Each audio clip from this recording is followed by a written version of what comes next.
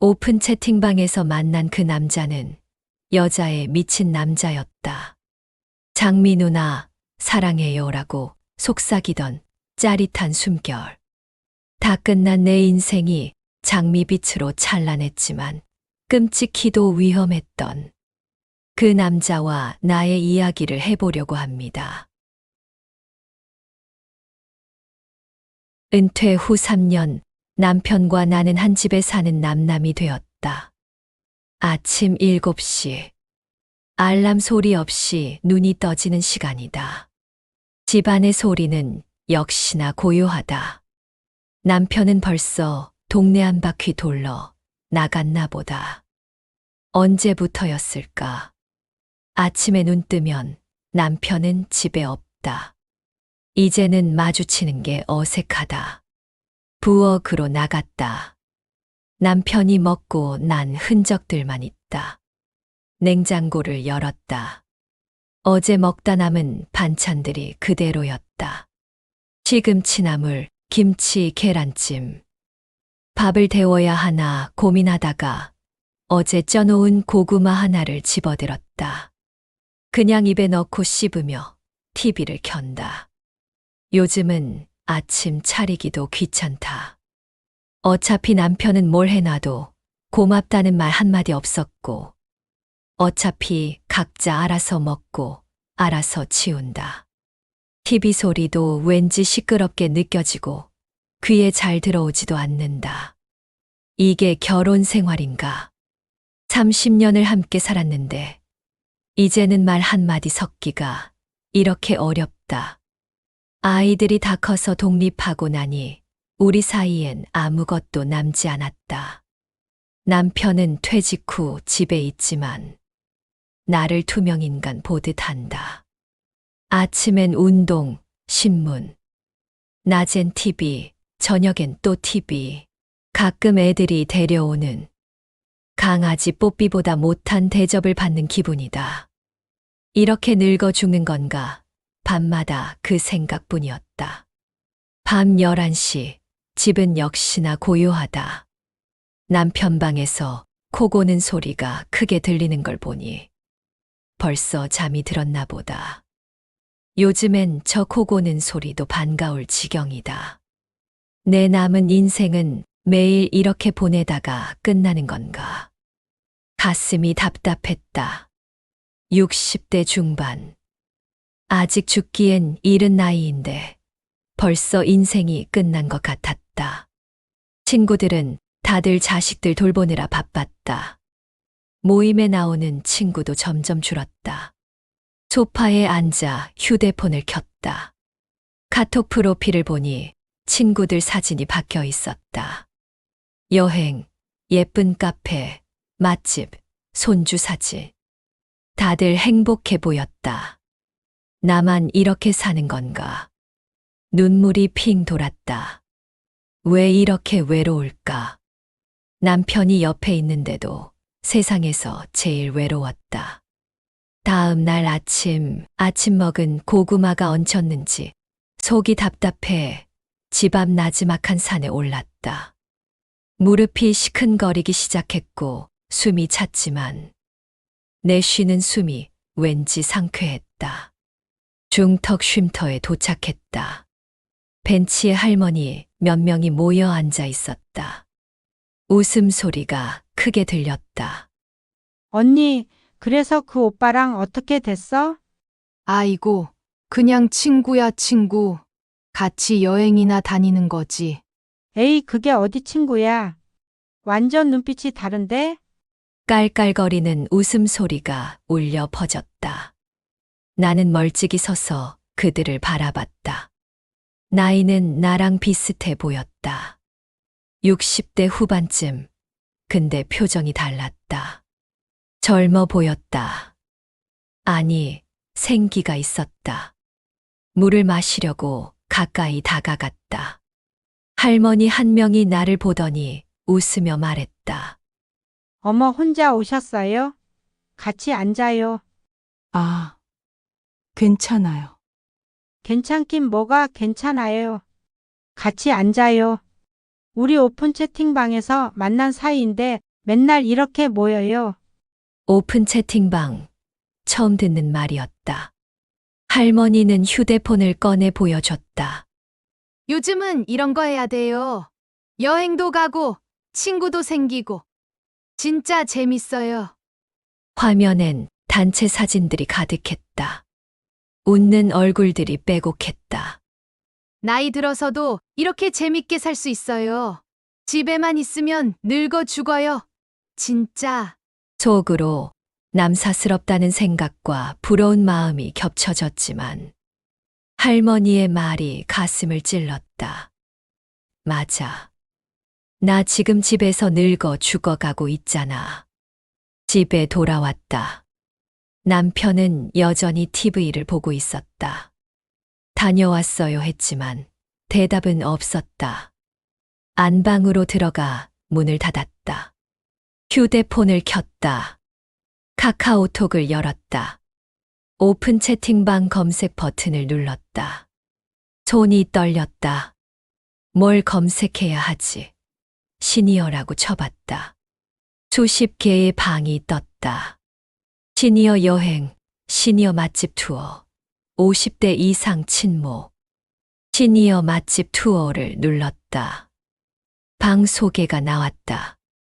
50대 이상 모임입니다. 매주 맛집 투어 다니고 있어요. 편하게 들어오세요. 입장하기 버튼을 눌렀다. 심장이 콩닥거렸다. 이게 맞나?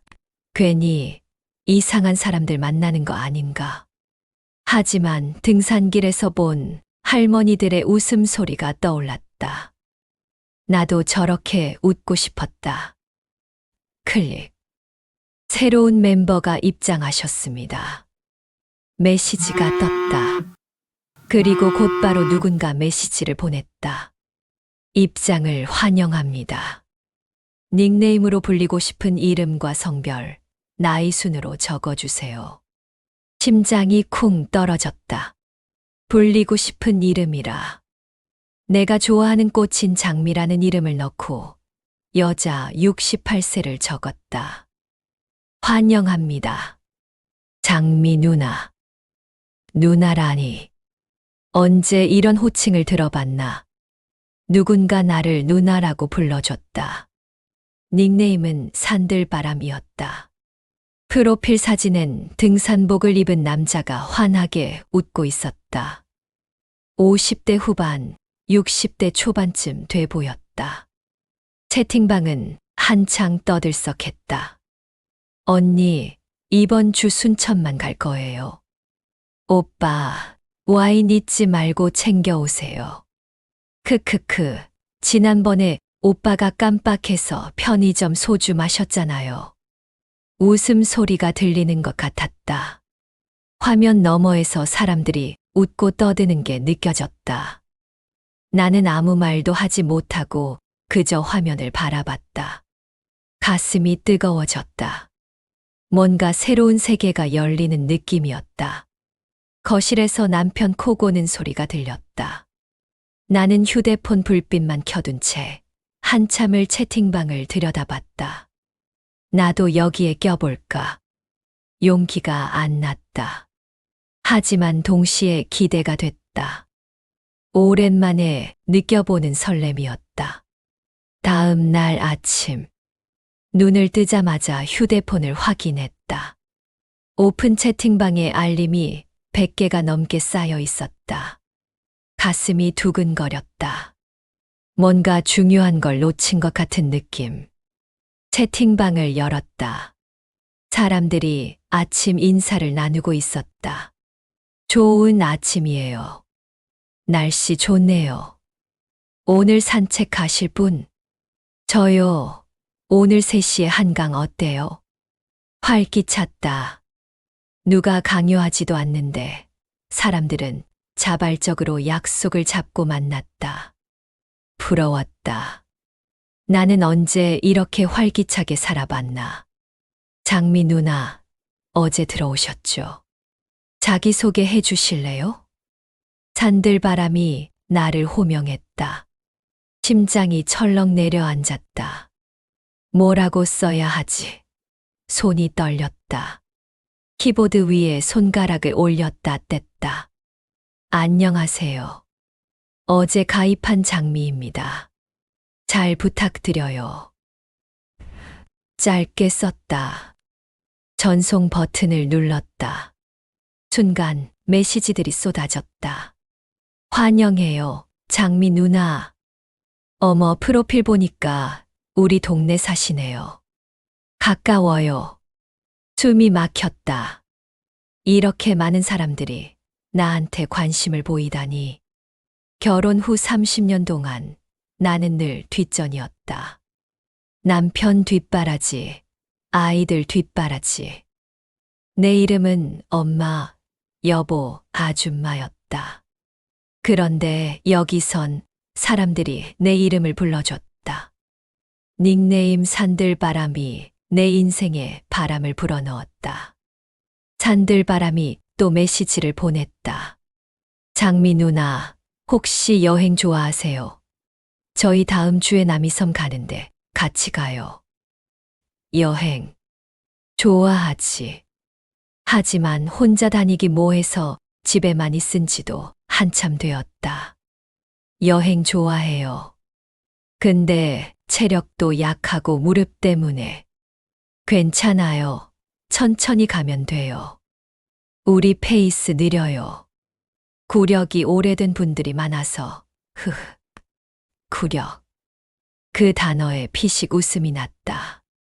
그래, 우리 나이 먹었지. 젊은 사람들처럼 팔팔하진 않지. 하지만 그게 뭐 어때서. 느리게 가면 되지. 그럼 같이 가볼게요. 좋아요. 누나, 기대할게요. 전송하고 나니 입가에 미소가 번졌다. 오랜만에 누군가와 약속을 잡았다. 가슴이 뛰었다.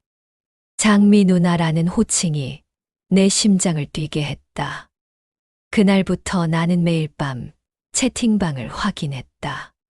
사람들은 활발하게 대화를 나눴다. 일상 이야기, 건강 이야기, 자식 이야기. 공감 가는 내용이 많았다. 우리 아들이 또 용돈 달래요. 결혼하고 나서 더 자주 연락하네. 크크크, 아들 결혼하면 며느리가 시켜서 전화하는 거예요. 맞아요. 우리 아들도 그래요. 명절 때만 연락 와요. 나도 공감했다. 우리 애들도 비슷했다. 명절, 생일 빼고는 연락이 뜸했다. 그게 서운하면서도 뭐 그러려니 했다. 애들도 바쁘니까. 산들바람이 또 메시지를 보냈다. 장미 누나, 주무시기 전에 따뜻한 우유 한 잔 드세요. 숙면에 도움돼요. 심장이 쿵 했다. 이 사람은 왜 이렇게 세심할까? 남편은 한 번도 이런 말 해준 적 없는데. 고마워요. 그럴게요 라고 답했지만 우유만 먹으면 배탈이 나는 나였다. 누나, 내일도 좋은 하루 보내세요.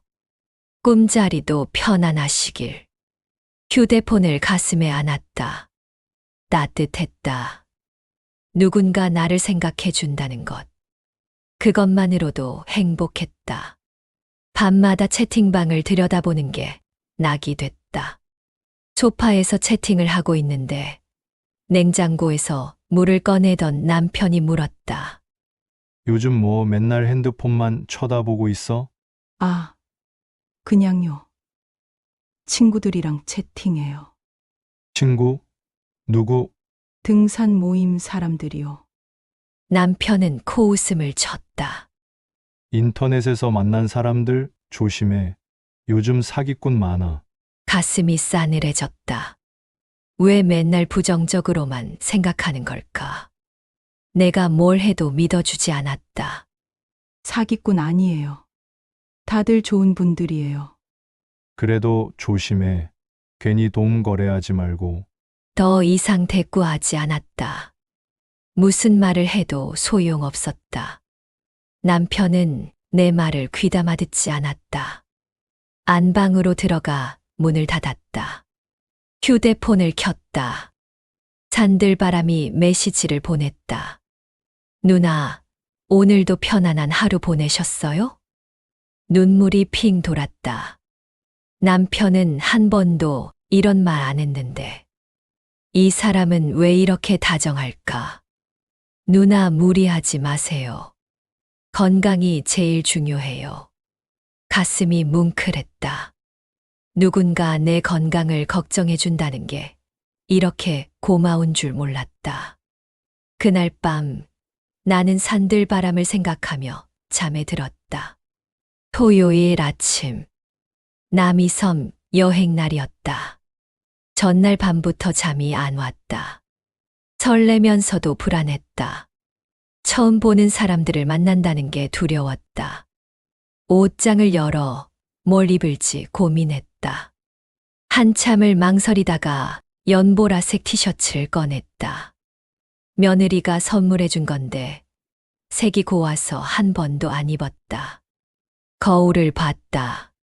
주름이 보였다. 화장을 좀 해야 하나. 화장대 서랍을 뒤졌다. 오래된 쿠션 팩트가 나왔다. 톡톡 두드렸다. 얼굴이 좀 밝아 보였다. 립스틱도 발랐다. 거울 속 내가 달라 보였다. 생기가 돌았다. 입가에 미소가 번졌다. 나 아직 괜찮네. 혼잣말이 흘러나왔다. 아직 심장이 뛰고 웃을 수 있고 누군가에게 설렐 수 있잖아. 어디가? 남편이 물었다. 평소에 말도 안 걸던 사람이 요즘 왜 자꾸 아는 체인지 짜증이 났다. 나는 가방을 챙기며 대답했다. 친구들이랑 남이섬 가요. 남이섬? 뭐하러? 돈 쓰게? 또 시작이다. 뭘 해도 잔소리. 나는 대답하지 않고 현관문을 나섰다. 지하철역 앞에 사람들이 모여 있었다. 20명쯤 됐다. 다들 등산복이나 편한 옷차림이었다. 나이는 50대부터 70대까지 다양했다. 진해 보이는 무리 사이로 들어가기 어색해서 쭈뼛대며 서 있었다. 그때 멋을 한창 낸 내 또래 할머니가 말을 걸었다. 안녕하세요. 오늘 처음 뵙는 거 보니 장면이신가 봐요. 안녕하세요.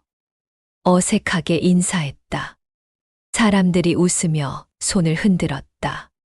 누나, 여기 앉아요. 돌아보니 산들바람이 서 있었다.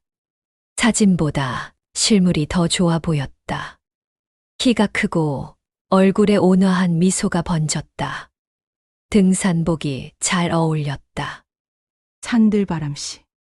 네, 장미 누나. 반가워요. 그가 악수를 청했다. 손이 따뜻했다. 심장이 두근거렸다. 이게 설렘인가, 긴장인가. 버스가 도착했다. 사람들이 우르르 올라탔다.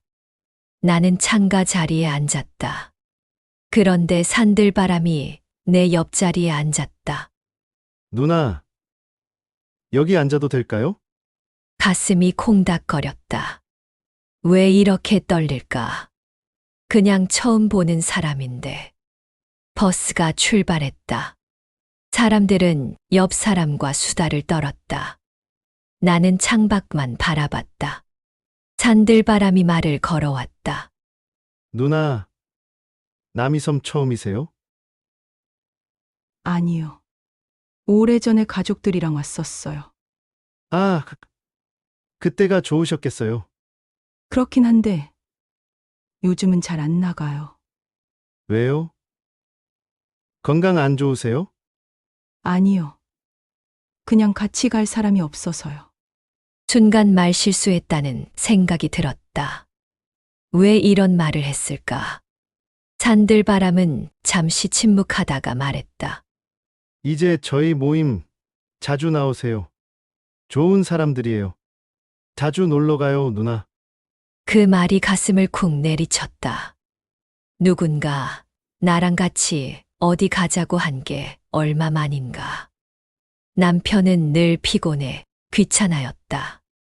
남이섬에 도착했다. 단풍이 붉게 물들어 있었다. 사람들은 사진을 찍으며 떠들었다.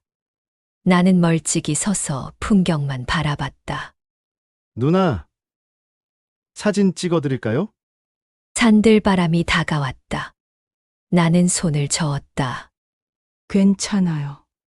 사진 찍는 거 별로 안 좋아해요. 에이, 추억은 남겨야죠. 자, 여기 서세요. 그는 내 팔을 살짝 잡아 위치를 조정했다.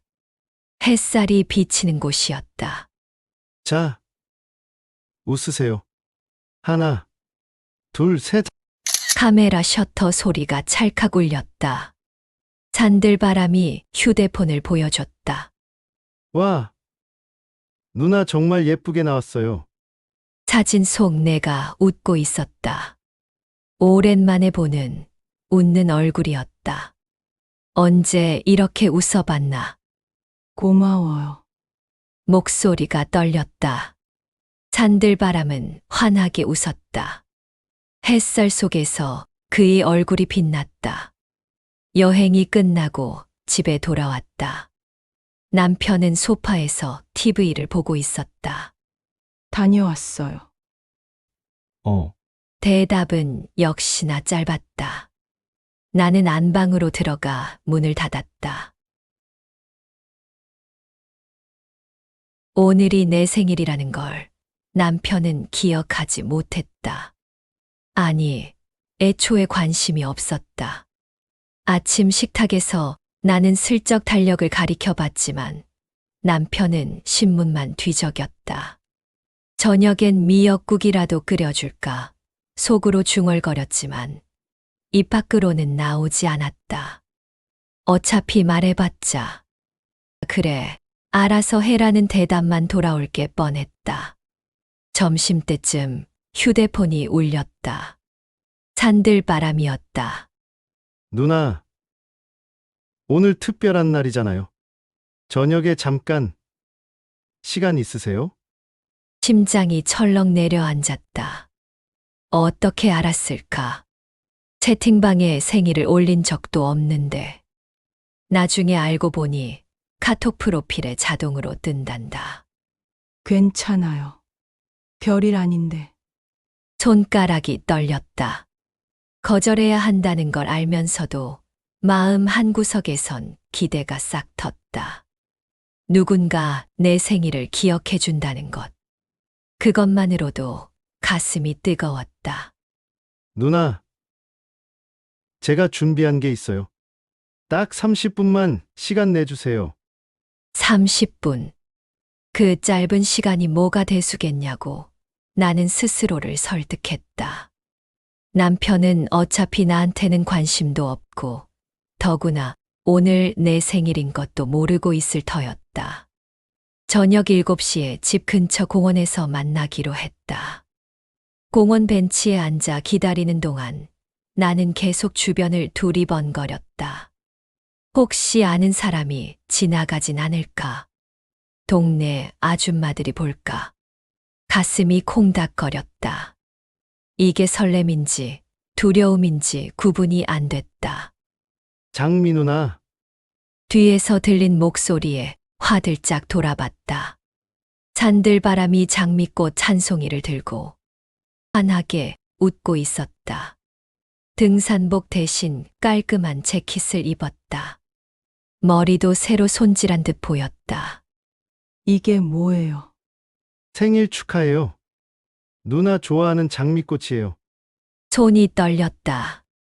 꽃을 받아든 순간 눈물이 핑 돌았다.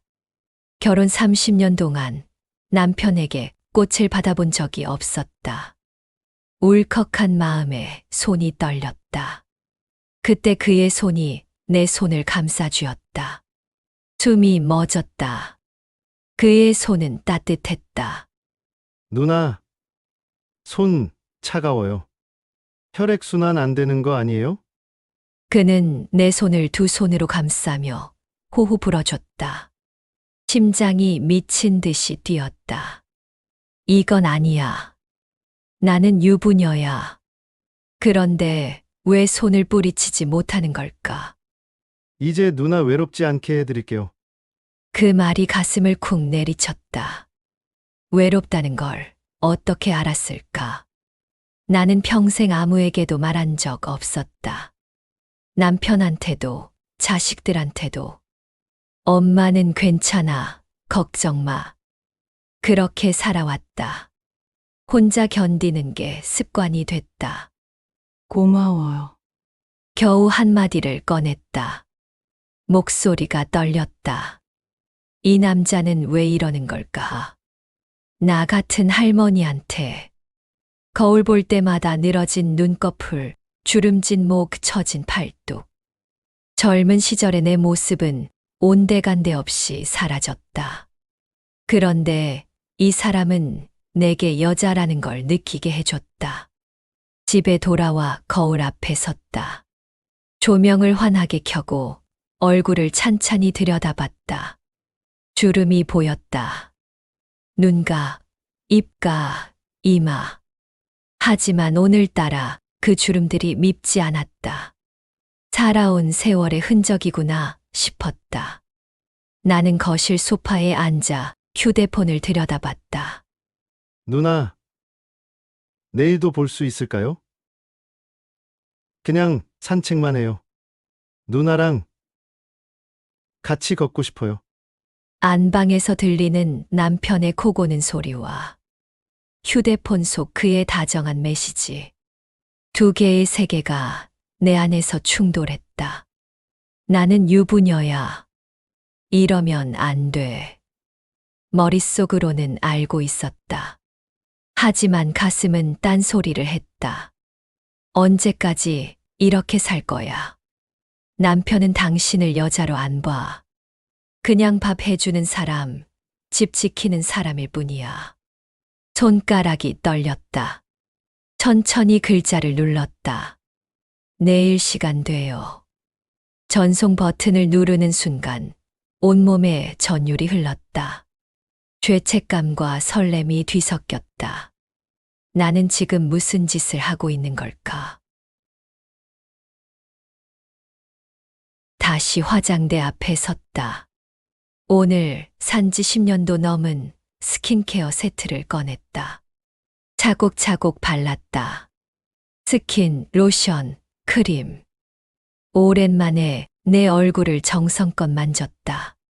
거울 속 내가 웃고 있었다. 주름진 얼굴이지만 생기가 돌았다. 눈빛이 달랐다. 살아있는 눈빛이었다. 나 아직 여자구나. 중얼거렸다. 60대가 뭐 어때서? 70대도 사랑할 수 있는데, 80대도 설렐 수 있는데, 나이가 숫자일 뿐이라던 그 말이 오늘 처음으로 실감났다. 이게 사랑일까, 착각일까? 아니면 외로움이 만들어낸 신기루일까? 알 수 없었다. 하지만 확실한 건 나는 지금 살아있다는 느낌을 받고 있다는 것. 그것만으로도 오늘은 충분했다. 침대에 누웠다. 휴대폰 불빛만 켜둔 채 새벽까지 잠들지 못했다. 내일이 기다려졌다. 무서웠지만 동시에 설렜다. 나는 지금 위험한 줄타기를 하고 있었다. 그와의 만남이 잦아질수록 나는 스스로를 통제할 수 없었다. 누나, 오늘 안 보고 싶어요? 그 한마디에 모든 이성이 무너졌다. 남편은 여전히 TV만 보았고, 나의 외출엔 아무 관심도 없었다. 그러던 어느 날, 오픈 채팅방에서 낯선 이름이 나를 불렀다. 장미님, 산들바람 조심하세요. 저도 그분 때문에 힘들어요. 순간 머리가 하얘졌다. 그녀는 사진을 보냈다. 같은 장미꽃, 같은 말투, 같은 문장. 누나, 외롭지 않게 해드릴게요. 그 문장을 나만의 것으로 믿었다. 손이 떨렸다. 그러나 이상하게도 화가 나지 않았다. 그가 다른 여자들과 같은 말을 했더라도 내게 건넨 그 미소와 목소리만큼은 진짜였다고 믿고 싶었다. 나한테는 진심이었겠지. 그날 밤 나는 그를 차단하지 못했다. 나한테는 분명 달랐으리라. 분명 달랐다. 그것만은 확실했다. 아니, 그렇게 믿고 싶었다. 그리고 나는 없던 일인 것 마냥 회피했다. 비가 내리던 저녁이었다. 누나, 지금 혼자죠? 그의 메시지였다. 비 내리는 소리에 마음이 허물어졌다. 그는 말했다. 창가에 앉아 있지 않아요? 커튼도 안 치고? 숨이 멎었다. 정확했다. 나는 커튼도 치지 않은 채 휴대폰 불빛만 바라보고 있었다. 몇 분 뒤 문자가 또 왔다. 창문 너머 불빛. 누나 방 맞죠? 심장이 뛰었다. 그는 내 집 근처 카페에 있었다. 비에 젖은 우산을 들고 그대로 내 앞에 나타났다. 그가 내 손을 잡아 이끈 순간 세상이 조용해졌다. 누나. 괜찮아요. 그냥 이대로 있어요. 그 말이 이상하게 위로처럼 들렸다. 가로등 불빛 아래 빗방울이 흘러내렸다. 그의 눈빛이 흔들렸다. 내 손을 감싼 그의 손이 따뜻했다. 그 따뜻한 손길 하나에 지난 30년의 냉기를 잊었다. 누나, 그가 내 이름을 부르며 얼굴을 가까이 했다. 숨이 닿을 만큼 가까웠다. 나는 피하지 않았다. 그날 아무 말도 하지 않았지만 우리 사이의 공기는 이미 달라져 있었다. 돌아서는 발걸음이 이상하게 떨렸다. 비에 젖은 공기가 뜨겁게 느껴졌다. 차 안의 공기는 이상하게 따뜻했다. 창문 밖으로 달빛이 번졌다가 사라졌다. 그는 운전대를 잡은 채 한동안 말을 하지 않았다. 정적 속에서 그의 숨소리만 들렸다. 누나. 그냥 커피 한 잔만 해요. 오늘 이렇게 끝나면 아쉬워요. 그 말이 머릿속을 맴돌았다. 거절해야 한다는 생각이 들었지만 입술이 굳어져 있었다. 조심스럽게 차가 멈췄다. 붉은 간판 불빛이 창을 스쳤다. 나는 그 불빛을 바라보다가 조용히 문을 열었다. 방 안은 고요했다. 스탠드 불빛이 희미하게 번지고 커튼 사이로 바람이 스며들었다. 그는 멀찍이 서서 나를 바라봤다. 낯설었다. 굽은 어깨, 주름진 목선, 손등에 떠오른 푸른 핏줄들까지. 이런 내가 다시 사랑받을 수 있을까? 입안에서 맴도는 말은 스스로도 믿기 어려웠다. 나는 너무 오래 누나, 걱정 마세요. 그냥 오늘만 서로 위로받자고요. 저한테 맡겨두세요. 그의 말에 내 마음이 흔들렸다. 이건 욕망이 아니라 위로라고 스스로를 설득했다. 그는 천천히 내 코트의 단추를 풀었다.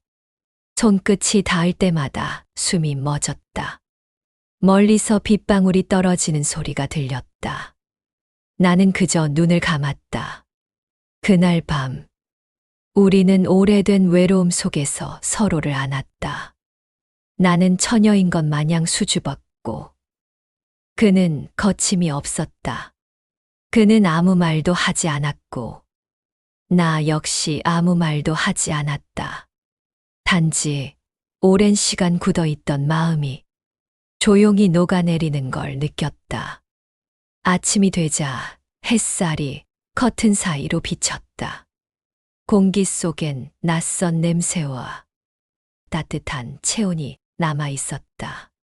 나는 천천히 몸을 일으켰다. 거울 속에 나는 달라져 있었다. 피곤한 얼굴, 헝클어진 머리. 하지만 눈빛엔 이상한 생기가 돌았다. 이제 되돌아갈 수 없겠구나. 그 생각이 들자 가슴이 두근거렸다. 두려움과 함께 이상한 평온이 찾아왔다. 그날 이후 나는 더 이상 남편의 부인이 아니었다. 누군가에게 여자로 불린 사람. 그게 지금의 나였다. 그날 그의 목소리가 조금 달랐다. 늘 밝던 인사 대신 낮게 깔린 한숨이 먼저 들렸다. 누나, 오늘은 좀 힘드네요. 왜요? 무슨 일 있어요? 나는 의자에 앉으며 조심스레 물었다. 그는 잠시 침묵하더니 말했다. 누나한테 이런 말 하고 싶지 않은데 사업이 하나 있었거든요. 그런데 거래처에서 갑자기 어음이 막혔어요. 순간 머릿속이 복잡해졌다. 돈 얘기였다. 역시 이런 거였나? 그렇게 생각하면서도 입 밖으론 다른 말이 나왔다. 얼마가 필요한데요? 그는 놀란 듯 웃었다. 아니에요. 누나, 그런 뜻으로 한 말 아니에요. 그냥 누나 목소리 들으니까 마음이 풀려서. 그 한마디에 나는 오히려 안도했다. 그가 돈이 아니라 나를 믿고 털어놓은 것처럼 느껴졌다. 그날 밤 나는 스스로에게 말했다. 내가 도와줄 수 있으면 그게 나쁜 일은 아니잖아. 며칠 뒤 그가 다시 연락했다. 누나, 그날 얘기한 거 있잖아요. 잠깐만 급하게 쓰고 바로 갚을게요. 나는 한참 망설였다. 하지만 손이 먼저 움직였다. 은행 앱을 열고 송금 버튼을 눌렀다. 50만 원. 그 정도는 괜찮잖아. 식사 몇 번 갑시다. 스스로에게 그렇게 말했다. 그날 밤 그는 감사 메시지를 보냈다. 누나, 나 진짜 평생 갚을게요. 누나 없었으면 오늘 버티기 힘들었어요. 그 문장을 읽는 순간 마음이 이상하게 따뜻해졌다. 마치 사랑보다 더 깊은 신뢰를 얻은 느낌이었다. 하지만 그 이후부터였다. 그의 목소리는 점점 무거워졌다. 누나, 이번엔 진짜 마지막이에요. 이번만 도와주시면 바로 정리돼요. 누나, 얘가 다시 웃는 날 제일 먼저 만나러 갈게요. 내 안에서 이건 아니다라는 목소리가 계속 들렸다. 하지만 그보다 큰 목소리가 있었다. 이 사람은 나에게 마음을 준 사람이야. 다른 사람들은 그를 오해하지만 나는 다르잖아. 그에게 몸과 마음을 주었기에 내 판단은 무너졌다. 그렇게 한 달 사이 송금 내역이 4번이었다. 총 300만 원. 남편 몰래 숨겨둔 통장에서 빠져나갔다. 이상하게도 후회는 들지 않았다. 그가 나를 필요로 한다는 사실이 나를 살아있게 만들었다. 그리고 그날 그는 처음으로 이렇게 말했다. 누나, 내가 나중에 성공하면 진짜 누나만 데리고 살고 싶어요. 그 말을 듣는 순간 가슴이 터질 듯 뛰었다. 사랑과 연민, 믿음과 욕망이 한데 뒤엉켜 있었다. 이건 단순한 돈 거래가 아니었다. 그는 내 인생의 마지막 불꽃이었다. 적어도 그때 나는 그렇게 믿었다. 그날 밤 오픈 채팅방이 터졌다. 한 여자가 모든 대화를 캡처해 공개했다. 산들바람, 여러 여자 꼬셔서 돈 갈취.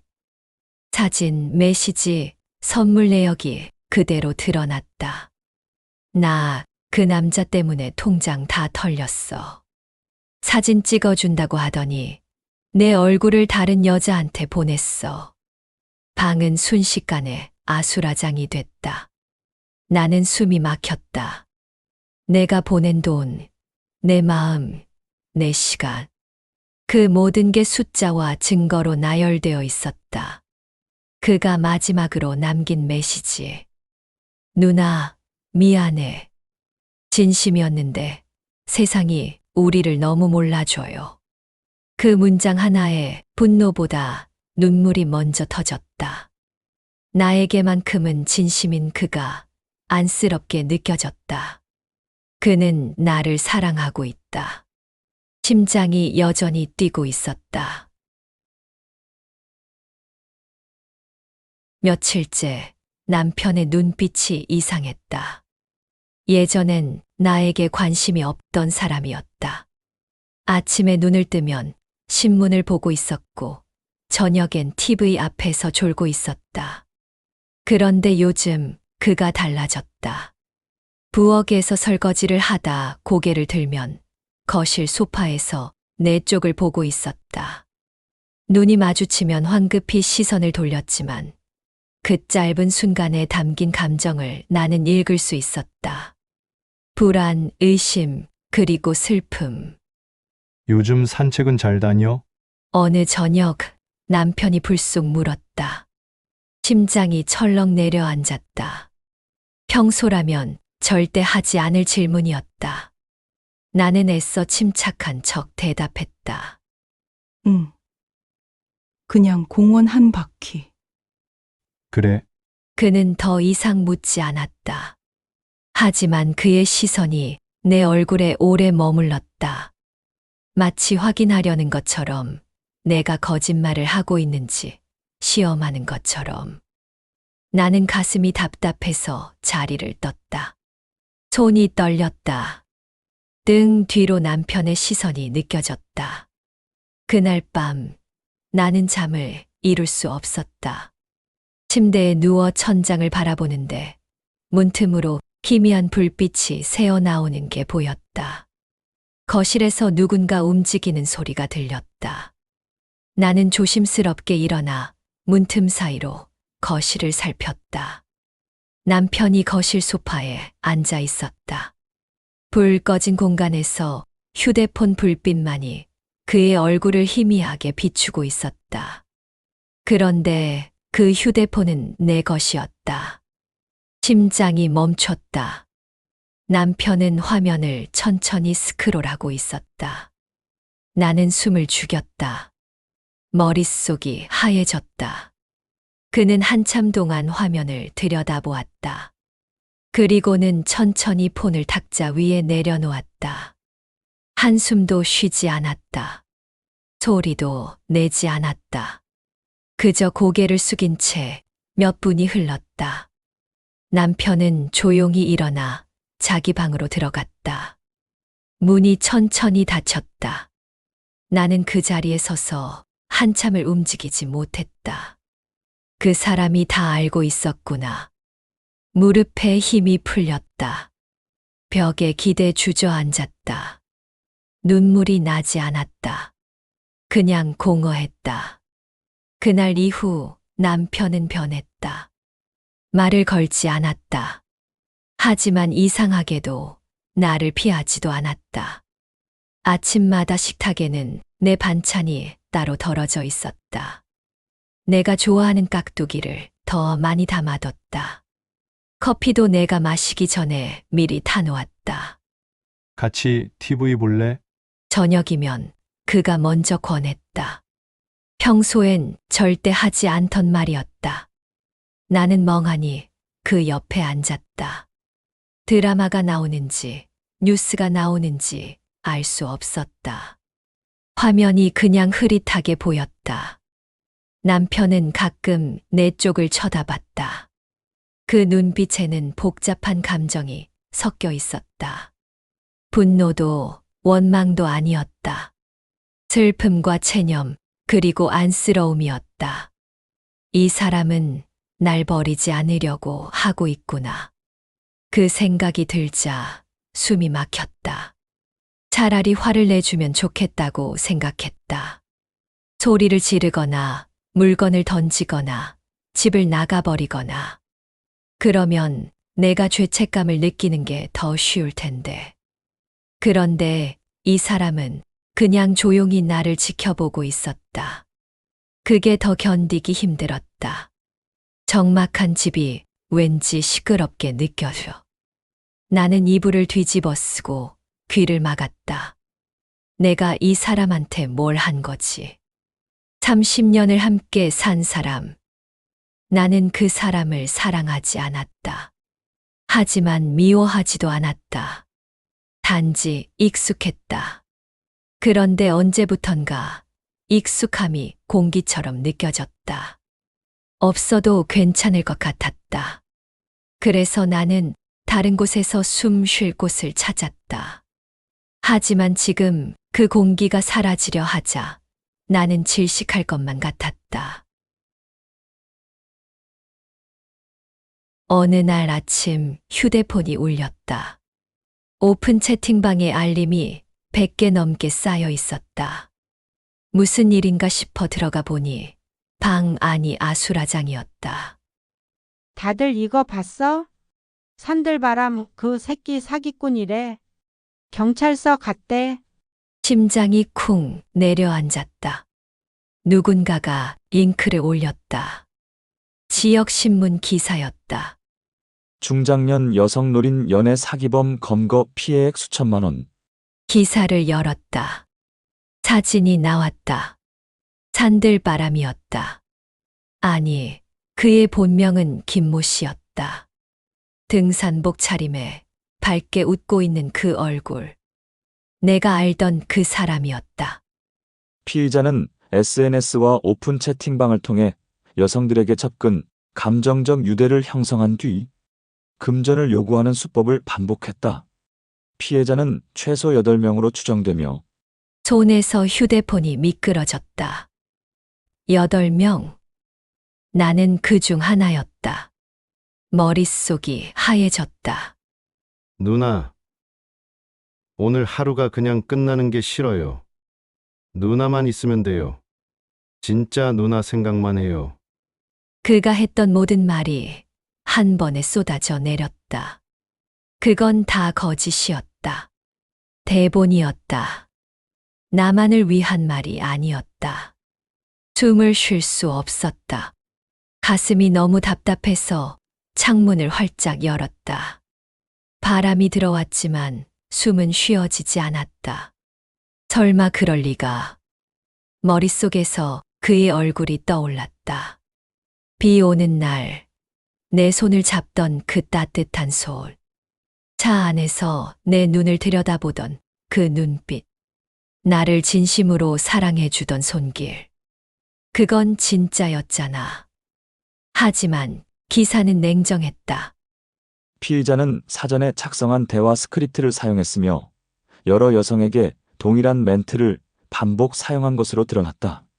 그 순간 뭔가 무너지는 소리가 들렸다. 나는 휴대폰을 열었다. 그의 번호를 눌렀다. 신호음이 울렸다. 고객님이 전화를 받지 않습니다. 카카오톡을 열었다.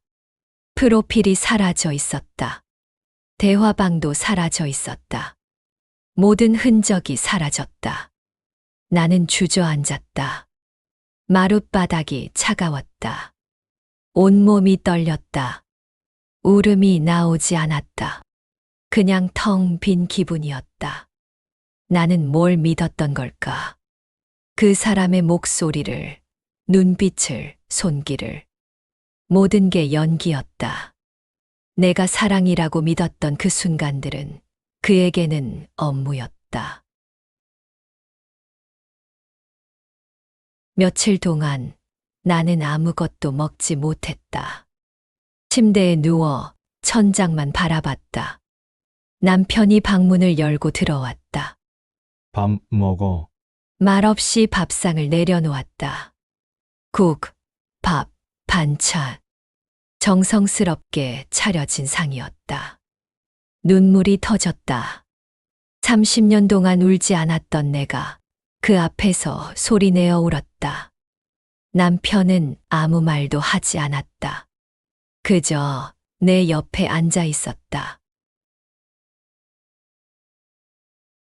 며칠이 지났다. 남편이 거실에서 나를 불렀다.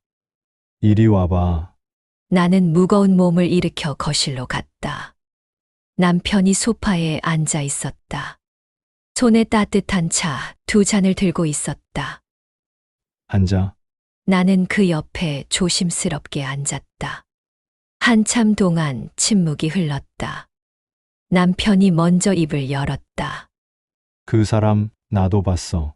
심장이 철렁 내려앉았다. 당신이 웃는 걸 오랜만에 봤거든. 남편의 목소리는 담담했다. 화가 난 것도 슬픈 것도 아니었다. 그냥 사실을 말하듯이. 나도 알아. 내가 당신한테 잘해주지 못했다는 거. 사람이 외로우면 그런 일도 생길 수 있지. 나는 고개를 들 수 없었다. 미안해. 그 말밖에 나오지 않았다. 남편은 한숨을 쉬었다. 미안하긴. 나도 미안해. 당신을 그렇게 만든 게 나니까. 그가 덤덤한 말투로 대꾸했다. 밤이 깊었다. 나는 혼자 방에 앉아 습관적으로 휴대폰을 켰다. 그와 함께 보낸 시간도 믿었던 말들도 모두 지워졌다. 이제는 그의 흔적을 어디에서도 찾을 수 없다. 나의 기억 속에서 들리는 그의 목소리. 누나, 나중에 꼭 웃으세요. 진심이었어요. 눈을 감고 몇 번이고 되뇌인다. 진심이었을까? 단 한순간이라도 진짜였을까? 알 수 없었다. 하지만 한 가지는 확실했다.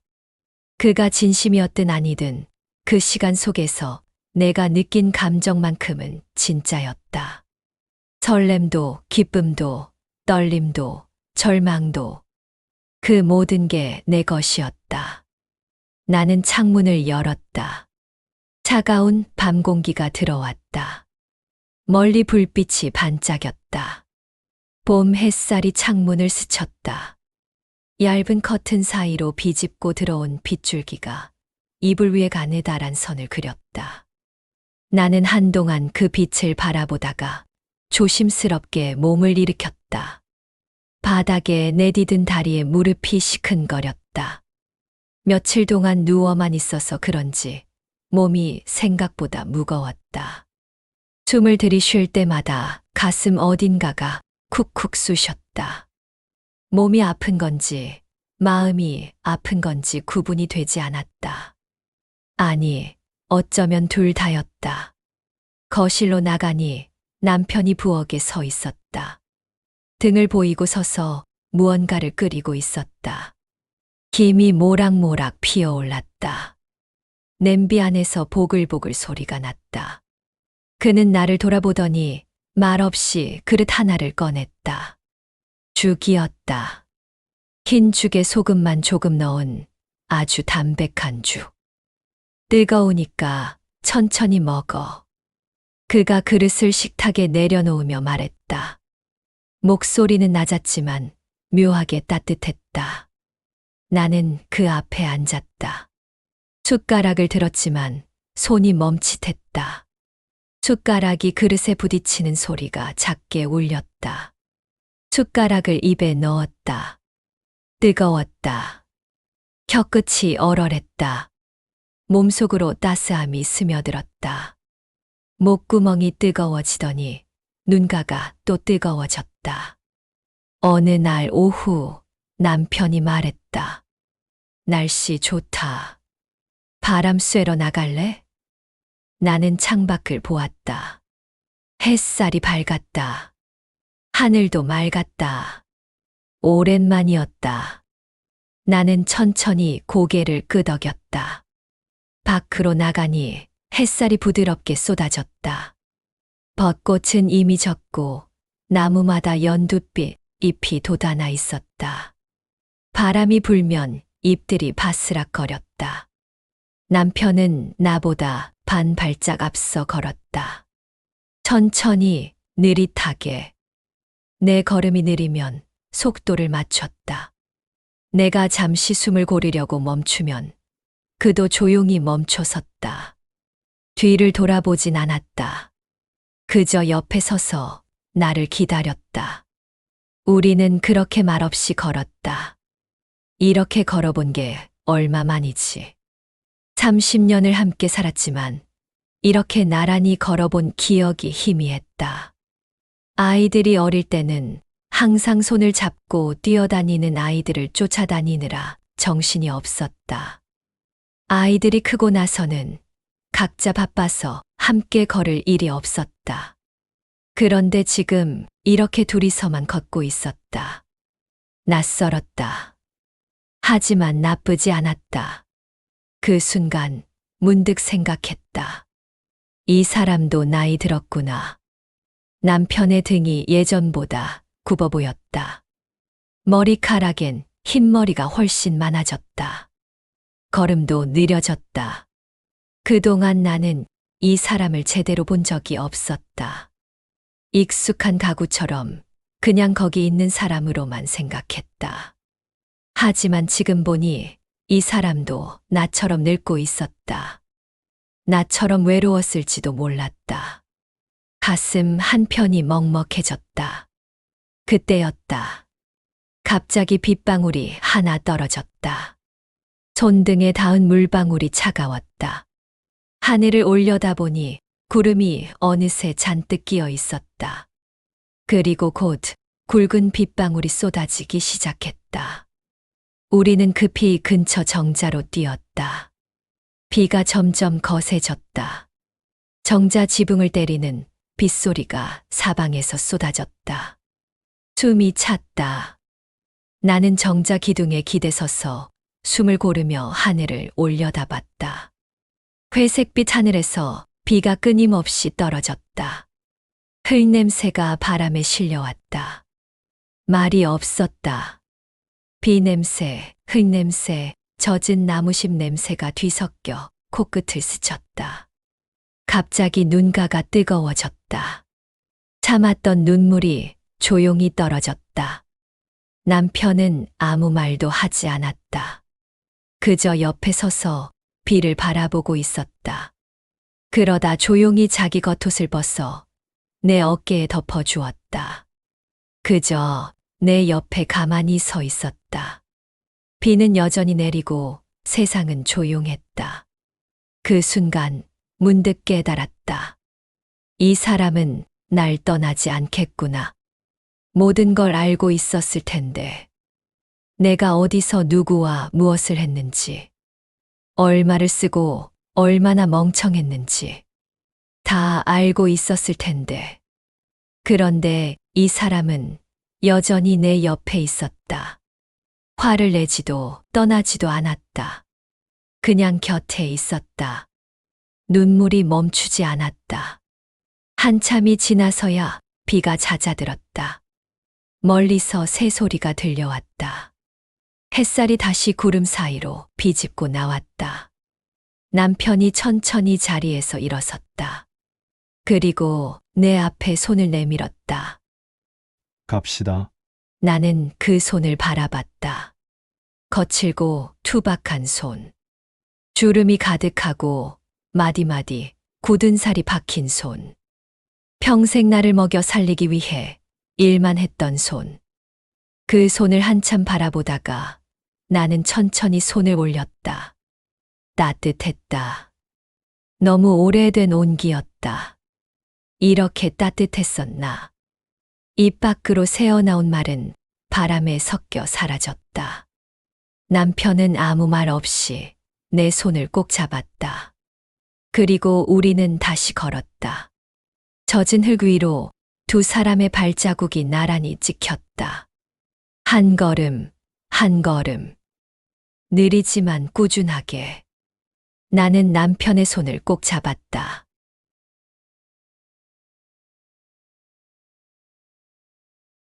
외로워서 잠시 따뜻한 손길을 찾아 헤맸던 시간들이 있었다. 하지만 결국 내 곁에 남아있던 사람은 아무 말 없이 나를 기다려준 그 사람이었다. 젊음이 사라지고 사랑이 식었다고 믿었지만 사실은 그 오랜 시간 동안 우리는 같은 자리에 있었다. 이제는 안다. 사랑은 새로 오는 사람이 아니라 끝까지 곁에 남아주는 사람이라는 걸. 그리고 오늘 그 사람의 손을 다시 잡았다. 따뜻했다. 오래된 사랑은 식은 게 아니라 깊어진 거였다.